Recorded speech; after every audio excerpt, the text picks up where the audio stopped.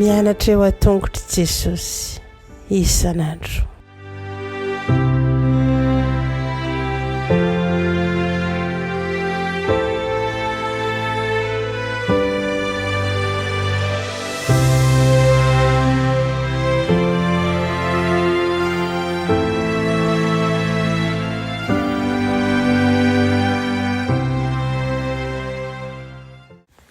Fahameraba-tsika tsirairay avy indray tonga eto amin'ny lesona ho an'ny lehibe isika amin'ity talata ity.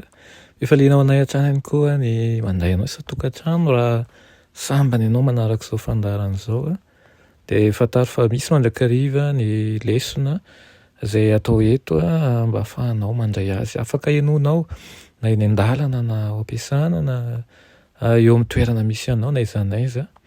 Ny tena tiantsika tongavana dia ny ahafahanao mandray ny ten'Andriamanitra isan'andro sy ahafahanao ihany koa mahazo sakafom-panahy hery ianao indrindra amin'ny ataona rehetra. Alohan'ny dirantsika ny amin'ny lesona an'io dia hivavaka-tsika. Ny malala tsara ny azan-danitra mbola velom-pisaonanao izahay satria mbola voky sy ampiko ny fahasoavanao. Isan'andro dia tsy mitsahatra ianao mamelombelona ny fona izy. Miazona anay ny amin'ny hazo fitsalianao satria tianao mbanana anjara ny amin'ny fandovana ny fiainana mandrakizay izahay. Tompo mangataka aminao izay mba hijery sy hiay manokana ny amin'ny mpanomponao izay miaino sy manaraka izao fandaharana izao.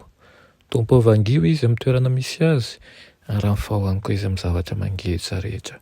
Anaran'i Jesosy, amen. Lohateny lesona antsika androany dia manao hoe ziona fonenan'ny firenena rehetra. Ny salamo 7:20 dia nitsika an'io izay milaza ny mahakasika an'izay. Io salamo io dia fierana mankalaza ny ziona ho tanàna no fidian'Andriamanitra manokana sy malala. Ny fototry ny tempolin'Andriamanitra dia eo amin'ny tendrombohitra Ziona. Amin'ny faran'ny andro ziona dia hitsangana ho ambony tendrombohitra rehetra. Ho famantarana ny fambonian'i Jehovah amin'izao tontolo izao. Ny salamo 7:20 dia manondra ny ziona ho tendrombohitra mba hanasongadinana ny voninahiny. Tian'Andriamanitra ny vavahadin'ny ziona mihoatra noho ny firenen'i Jakoba rehetra mihitsy izay maneho ny mahambony ny ziona noho ny toerana hafa rehetra teo amin'ny Israely izany izay toerana fanangonana manokana mivoaka an'Andriamanitra fahiny tahaka ny Silo izany, tahaka ny Betela ihany koa. Araka izany ny salamo dia manamafy fa ny fivavahana marina amin'Andriamanitra dia eo amin'ny toerana nofidiany sy araka amin'ny fomba voatendriny. Io salamo io ihany koa dia manambara toy izao hoe ny voninahitry ziona dia mitahona ny firenena rehetra ao ambanin'Andriamanitra. Noho izany ny sisy tanin'ny fanjakan'Andriamanitra dia mihitatra mandrakotra an'izao tontolo izao. Maro io fa Andriamanitra dia tsy mandray ny firenena hafa fa olom-pirenena ambara tonga faharoa na dia aseho toy ny firenena sy ny toerana nahaterahan'ny ara-panahy ny vahoaka rehetra izay manaiky ny tompo sy ho mpamonjy azy aza izy io. Ny fanoratana ny olona dia natao araky ny toerana nahaterahany. Ny telo ny salamo no milaza fa teraka atao ziona ireo firenena izay midika fa ny tompo dia manome azy ireo ny mahizy azy vaovao ary ome azy ireo tombontsoa rehetra amin'ny mahazanaky ny ziona nateraka ara-dalàna.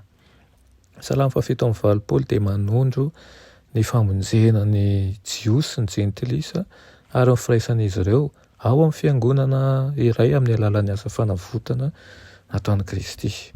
Mampatsiahy ny fahitan'i Daniela ny fanjakan'Andriamanitra ho tonga tendrombohitra mitadasika mameno tamin'ny manontolo ny salamo 2:5-70 sy ny 470 sy ny fanoharan'i Jesosy momba ny fanjakan'Andriamanitra ny tombo lehibe izay azo itoeran'ny voromanidina hozy izy. Dia tsara ny ahafantarantsika an'izany rehetra izany fa Andriamanitra tsy mizahatavan'ny olona Andriamanitra. Ary raha misy ny firenena ny fidiany manokana hitoriana sy hitondrana ny filazantsara dia mitovy avokoa ny fitiavana antsika na firenena malagasy io na firenena Eoropeana io na ny Afrikana na ny Amerikana na ny Aziatika izany na iza dia sahala avokoa io na tian'Andriamanitra. ianao kosa zay nofidiany manokana dia manana ny tanjony aminao Kristy, mahafantatra ny aminao manokana izy a, na ny alahelo, na ny fifaliana, na ny fikasana, na ny eritreritra mbola vao mandalo ny saina aza dia fantany. Ny riny dia andray azy aloha laharany sika hiaraka mandeha aminy mba hahafahana mampiseho ihany koa ny voninahiny eo amin'ny fiainantsika tsirairay avy. Izany no iriko aminao amin'izao fotoan'izao mahitoa finoana eo amin'ny tompo ane ianao. Amen. Vavakisika iranay tsara ny izan-danitra mbola misaotra anao ny amin'ny teninao izay nomenao anay an'io. Ampio izay tombo finoana aminao ka tsy salasala ny amin'ny teny fikasana amin'ny fiainanay. Anaran'i Jesosy. Amen.